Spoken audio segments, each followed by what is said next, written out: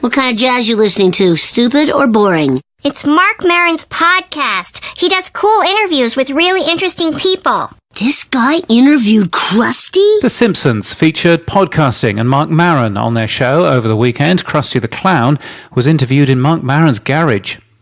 Panoply and Veritonic's partnership, which we mentioned on Friday, is worth exploring further.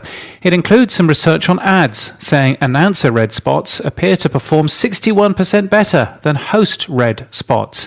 We weren't sure what the difference was, so we asked. An announcer-read spot is a more traditional pre-recorded radio spot ad. A host-read spot is where the podcast host reads and ad-libs around a script. Well, having personally done research on this in the past for radio, where host-read spots are 3 times as successful as pre-recorded spots, well, this is surprising. Dana Blankenhorn reckons we're about to see the great streaming crash of 2019. We link to his article from our show notes and the newsletter. Bullhorn has some interesting technology, a US telephone number to call to hear your podcast. 97% of mobile phones in the US apparently have unlimited minutes, so it's a good alternative to using data. They also have an app which lets you listen to many different podcasts in this way.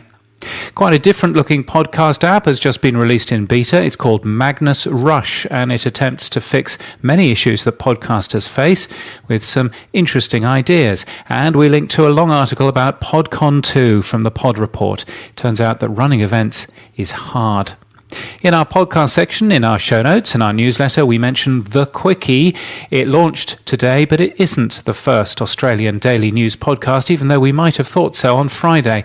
The Signal is another daily news podcast from ABC Australia, covering a different story in depth every day in an accessible manner.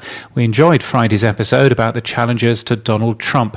And The Squiz is also a daily news podcast for Australia, named one of the best Aussie podcasts of 2018. A double-hosted podcast with a quick rundown of stories.